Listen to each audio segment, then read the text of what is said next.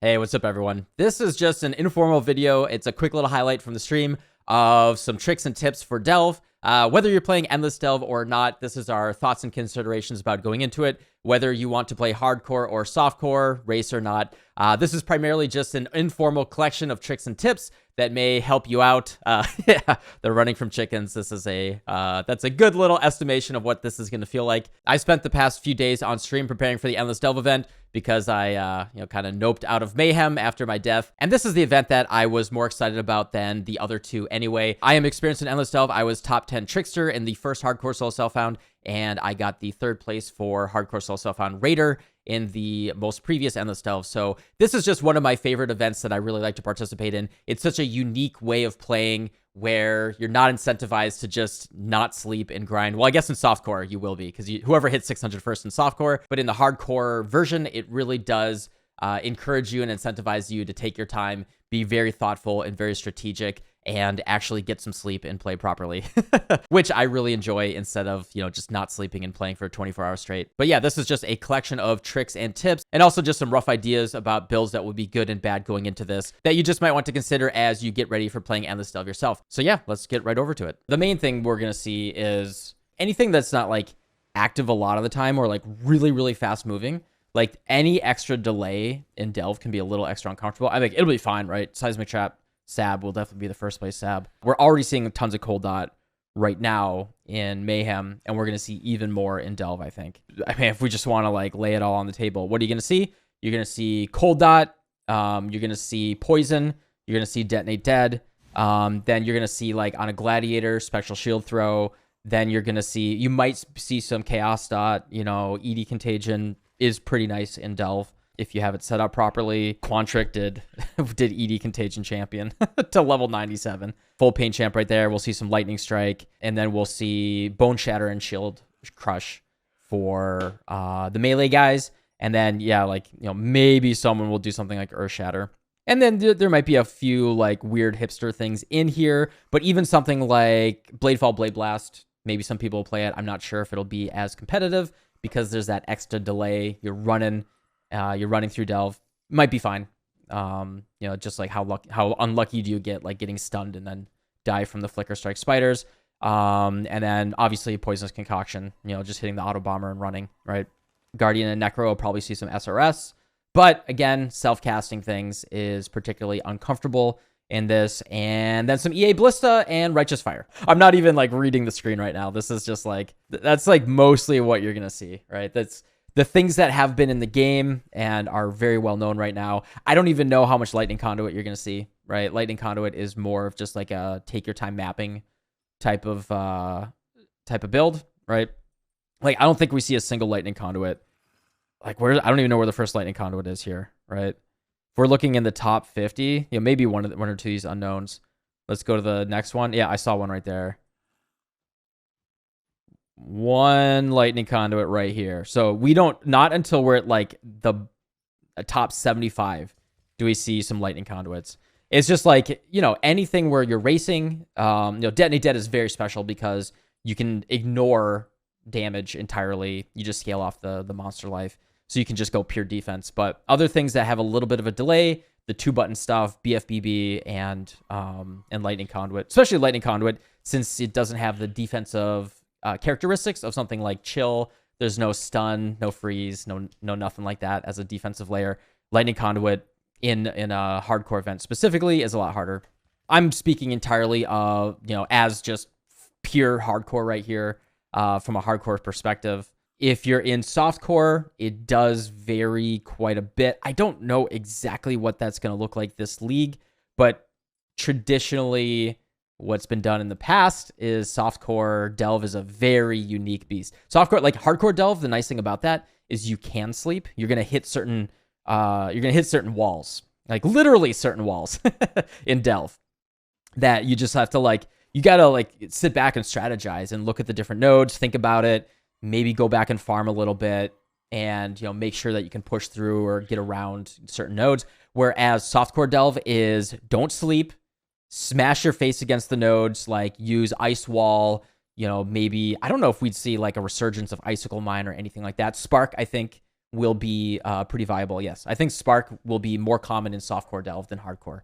Because standing still and self-casting is just a little bit uncomfortable if you're in like a... Because like the one thing about Delve is it is very, very, very solo self-found. It is solo self-found on another level. We don't get Pantheons. You can't even choose which bandits you kill. You always have +2 points. And the big one is no crafting bench.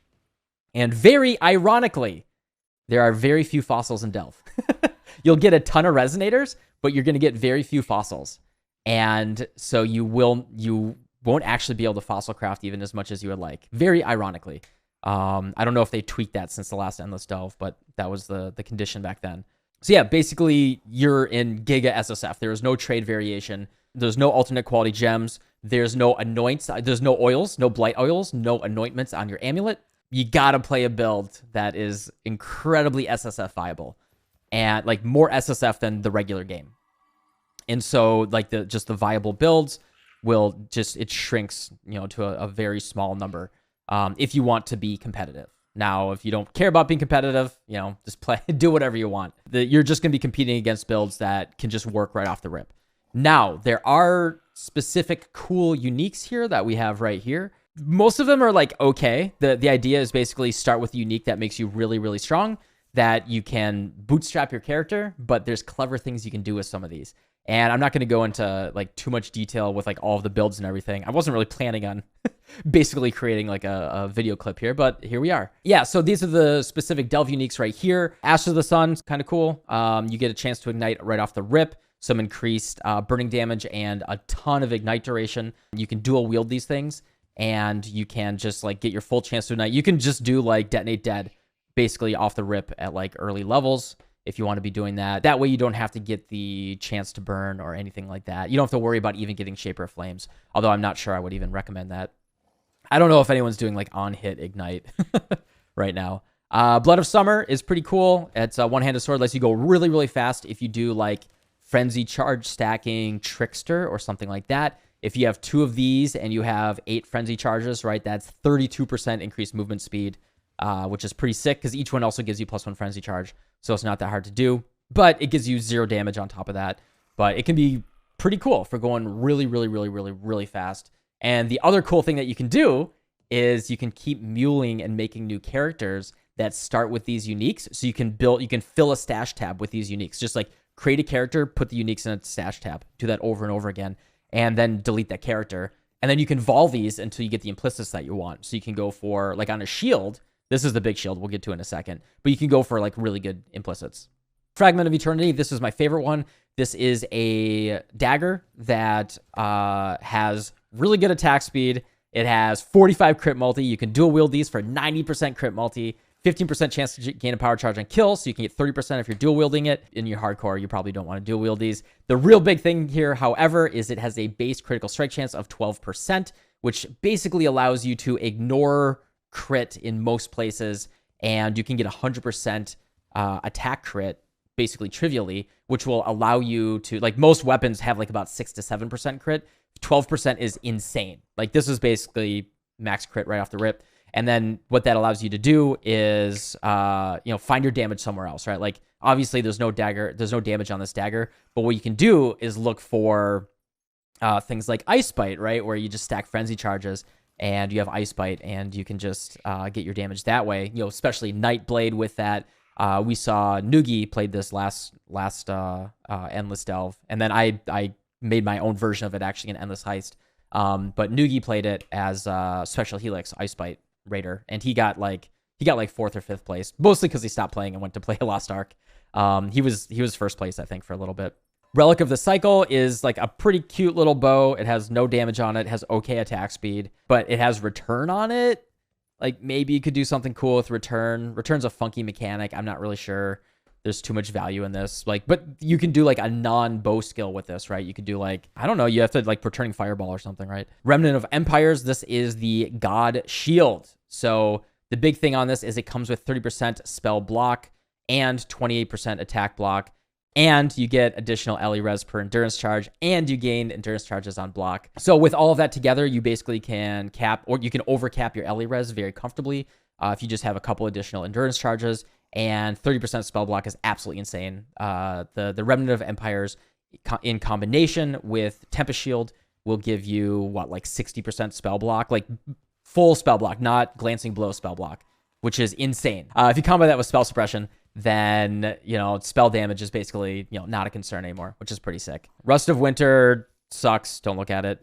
Scar of Fate. The really cool thing, so if you want to start with this, I actually started last Endless Delve. My first character was an assassin that I started with this, and I was doing like EK or something.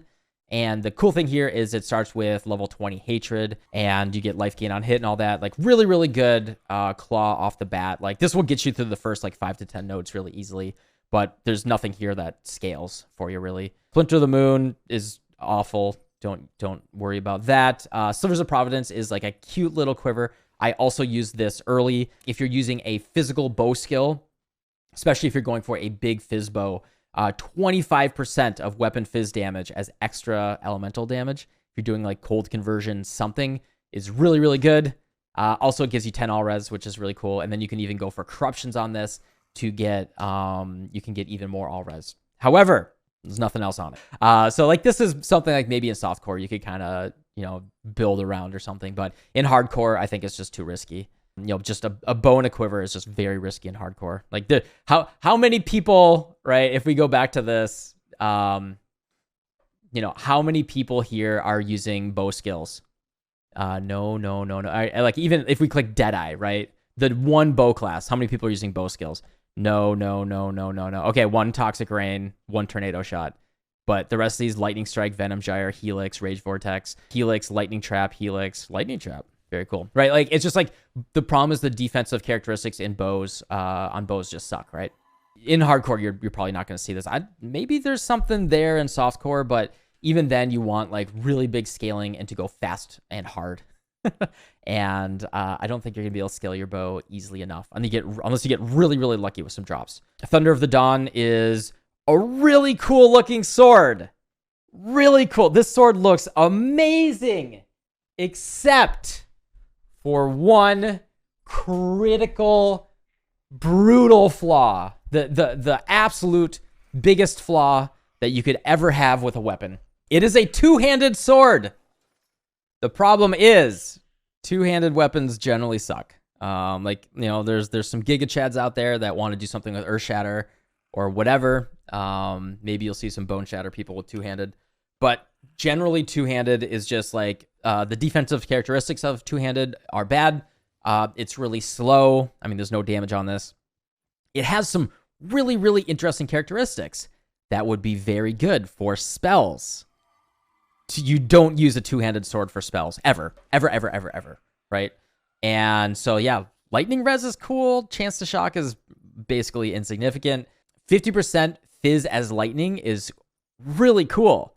If you could dual wield these and you could fully convert all incoming fizz damage to lightning damage, and then you go for like max lightning res and you rock like Purity of Lightning or something, and you basically become like bleed, corrupted blood immune, and everything right off the bat. And the shock prolif would be pretty cool too. But yeah, unfortunately, since it's a two-handed sword, you will never use this with spells. You can't combine it with anything else interesting. Unfortunately, that just kind of bricks it to me. And then the Vestige of Divinity here. I think Jun Road called this the cleave of Delve weapons. It's got +2 weapon range. It's got some block. There's literally nothing here that is remotely interesting. +2 weapon range and 15% AoE is absolutely bricked and garbage. So they're really cool. You can do really cool things. They all start 3-linked with white sockets, which is pretty cool, yeah, except for the quiver, of course. And yeah, you can just keep making new characters, go for corruptions. Like I said, like Remnant of the Empires, you could do a really cool thing here. Just keep making new characters, muling them for the shield, and corrupt it for like fizz as chaos. You could make like a CI trickster or something. I mean, I probably don't recommend CI, but there could be something interesting there. I don't know. Maybe you could do like a CI trickster with a fizz as chaos Remnant of the Empires and a cast on crit Fragment of Eternity. Something. I mean, who knows? Who knows? There could be some cool stuff there. Yeah, stuff that obviously doesn't matter. Anything map related, portals, you can't portal. There are no blight oils. There's no veiled items. As you're preparing, I mean, the wiki's got really good information here. Really, really, really good stuff is corpse removal. Any monster that has something like Detonate Dead If you leave those corpses on the ground, that's why things like Shatter, things like Infernal Cry, things like Offerings, you can do cast on damage taken, any of the offerings. The block offering, I think, is the best one, obviously, for hardcore, for just, or if you're just playing Detonate Dead, right? Is really good. Burning Ground can be a pain in the butt. Chaos damage and Desecrated Ground. There's not like a ton of chaos damage in Delve, but with Arch Nemesis, there's like 1 or 2 nodes that have chaos damage, and if you're not prepared, it can throw you for a loop. Generally, you're probably okay in like the 30 to 50 chaos damage. You don't have to like mega cap it. But with the new Arch Nemesis monsters, as I learned the hard way on Saturday, there's chaos damage everywhere now. Stun avoidance is really, really huge. Getting stunned will just, you're just dead. Delve is really high density and very cramped. So like even if you get unstunned and you flame dash away, that might just be too slow to get away from the monsters and live. Phasing is literally just mandatory. So be a raider, have a quartz flask, or use phaser on something like that. You can get phasing on kill as well on the tree, or you can get it on a jewel as well. Here, I'll let you in on one thing that I did. Siphoning Trap. If you are a cold dot build, Siphoning Trap is OP as hell. So it deals cold damage per second. You can throw this down in addition to your Creeping Frost, your Vortex, your Cold Snap. It will do really good cold damage. It's a nice additional damage. And the other huge thing is it will regenerate a ton of life and mana per second. It is incredibly good. If you just have a single blue gem slot and your cold dot, and cold dot is going to be meta as hell, it is absolutely ridiculously good just for a single gem socket. Big recommend this. And it'll give you like, it'll connect to a bunch of monsters. So by default, it'll give you 324 base, and then it will, for every monster that it connects to, it's an additional 32. So, in Delve, when there's a shitload of monsters, you can be regenerating like 500 life per second easily, like on average, probably. And it'll do like another decent damage as well. Preparing for Delve, planning for it. The big thing is like understand the navigating of the nodes and all that. The number one rule is a node cannot be connected to only 2 paths. There cannot be a 2 node right here. So this means that this node has to be connected. This has to be the node, right? Actually, this is perfect. It's on the screen already. Look at this. So a node can have 1, 3, or 4 connections. It cannot have 2 connections. So you'll see that this node only has 2 paths. And we see that there is a secret node right here. So it means coming off of this node, there is a secret wall. And what you can do is you just go to this node and you can just like run up either way and just like look for the breakable wall, and then you'll find this. And like, yeah, we can demonstrate that real quick as well. Yeah. If you ever feel like you're stuck, you're uncomfortable with your build, you need to upgrade, there's nodes that just like kind of suck, take your time, go backwards a little bit, relax, chill, and just kind of like path around. So as we're pathing to the node, we want to look for dark side areas that we can maybe go down. All right, there's no dark side areas here at the node. So what you do is when you're in the node, like we already found it, right? When you're at the node, you know that where you came from, right, is like the main area, right? This is the node right here, right? And this is where we came from. Now there's 2 paths off of this node. One of these paths, right? So we currently have 2 connectors from the node, right? So we know this is where we came from. We know that one of these 2 will go to the secret area, and the other one will just be the path that you go on. So all you have to do is you can either just take the next node, and then you'll see lights going. Like if we did this, if we clicked on this node right here, what it would do is just the cart would start going this way. Right.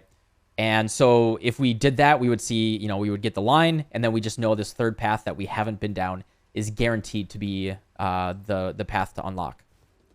So we can just go down here, drop a light and a dynamite. As soon as it's blown up, we can come back here, click on the node, and we'll see it's open. Just like that. And we found the secret area. The other really big thing, like one of the most important things as well, about Endless Delve is know your biomes. Know your biomes and know the names of nodes. Let's see if we can find Find a Smuggler's right here. Smuggler's Stash. These things are unfun. Smugglers. So like the name here is very, very meaningful. Both the name and the biome that it's in. So this is in Abyssal Depths, which means that it's going to be like Abyssal style monsters. It's going to be physical damage, maybe chaos damage. And since it's Smuggler's Stash, we know when we get to the node, it's going to be a bunch of rogue exiles come out. When you get to deeper depths, those are particularly scary. The other very scary thing is nesting grounds. That is where the bone roas come out. It's like mud flats on crack. And it's really, really scary. So like if we go to Smuggler's Stash here, you just like know, you have to know the monsters in Delve, right? So if you're in the cold biome right here, right? This is in Frozen Hollow. You're going to find a lot of those cold monsters, especially the spiky things that explode. They will, you have to just know that, okay, those things are going to explode after I kill them. Be very careful about that. If you're in magma, you have to watch out for burning ground, stuff like that. Petrified Forest is where you're going to find like a lot of the bone roas, stuff like that. You're going to find, I think you find the bone bears as well, which can be a scary node if you're not prepared for it. I can't go into like all of the detail here. There's just so many different combinations. Necromancer's Excavation. This actually has big chaos damage hit on you as well. So the Necromancer, he has like this big chaos like shotgun projectile. That's what killed me in the first Endless Delve, because I just didn't have max chaos res, and that'll hit you really, really hard. So honestly, if you want to like really prepare for this, I would just delve, try every single node out, see what you... Oh, Slumbering Boulders. These are the big rock dudes, the big rock golems. They can hit really, really, really hard as well, especially if you can't take a big fizz hit. But yeah, if we just get down here real quick, and you'll see the rogue exiles come out. So yeah, big thing about rogue exiles is it's worth actually learning who is who and who does what. The biggest scary one is Aura Greengate here. Her rain of arrows will trap you. She is the scariest one by far. There's also, I don't know which one. It's not this witch. This is the summoning lightning witch. I don't think she does a detonate dead. But there is also a detonate dead one that you should watch out for. But Aura Greengate, in my opinion, is the scariest one, because she'll lock you down and you can't move. So yeah, this node can be very, very, very scary if when you get to deeper depths. Like I'm only at like 150, so these just like don't matter.